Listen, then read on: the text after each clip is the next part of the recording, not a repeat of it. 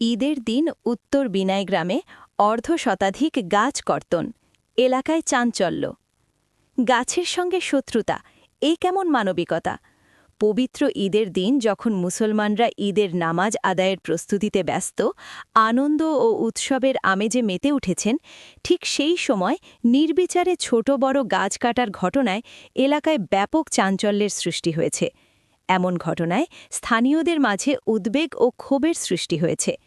জানা গেছে, জয়পুরহাট জেলার খেতলাল উপজেলার বড়াইল ইউনিয়নের উত্তর বিনাই গ্রামে পূর্বশত্রুতার জেরে ঈদের দিন সকালে প্রায় অর্ধশতাধিক ফলদ ও বনজ গাছ কেটে ফেলা হয়েছে।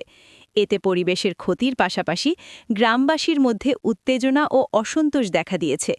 ঘটনাটি এলাকায় আলোচনার কেন্দ্রবিন্দুতে পরিণত হয়েছে। স্থানীয় সূত্রে জানা যায়, উত্তর বিনাই গ্রামের বাসিন্দা আব্দুল করিমের মালিকানাধীন প্রায় ৪১টি ফলদ ও বনজ গাছ একই গ্রামের তানজিরুল ইসলাম ও মাহবুবুল আলাম নামের দুই ব্যক্তি কর্তন করেছেন বলে অভিযোগ উঠেছে।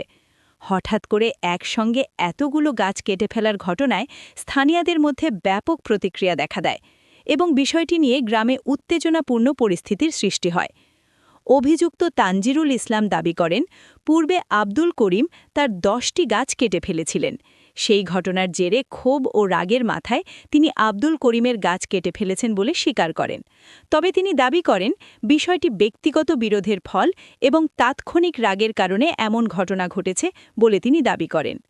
অন্যদিকে আব্দুল করিম অভিযোগ অস্বীকার করে বলেন, তিনি কারও গাছ কর্তন করেননি, বরং নিজেদের দায় এড়াতে অভিযুক্তরা নিজেরাই গাছ কেটে তার উপর দোষ চাপানোর চেষ্টা করছেন বলে তিনি দাবি করেন। তিনি আরও বলেন, তার দীর্ঘদিনের পরিশ্রমে গড়ে তোলা ফলদ ও বনজ গাছগুলো কেটে ফেলার ফলে তিনি আর্থিকভাবে ক্ষতিগ্রস্ত হয়েছেন। এ ঘটনাকে কেন্দ্র করে এলাকায় মিশ্র প্রতিক্রিয়া দেখা দিয়েছে। অনেকেই এটিকে দুঃখজনক ও নিন্দনীয় ঘটনা হিসাবে আখ্যায়িত করেছেন।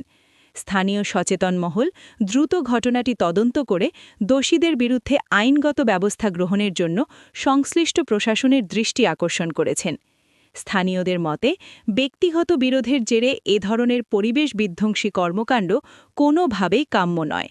ভবিষ্যতে যেন এমন ঘটনা পুনরাবৃত্তি না ঘটে, সেজন্য প্রশাসনের কঠোর নজরদারি ও প্রয়োজনীয় ব্যবস্থা গ্রহণ করা জরুরি বলে তারা মনে করেন। প্রতিবেদন এস এম মিলন, খেতলাল, জয়পুরহাট।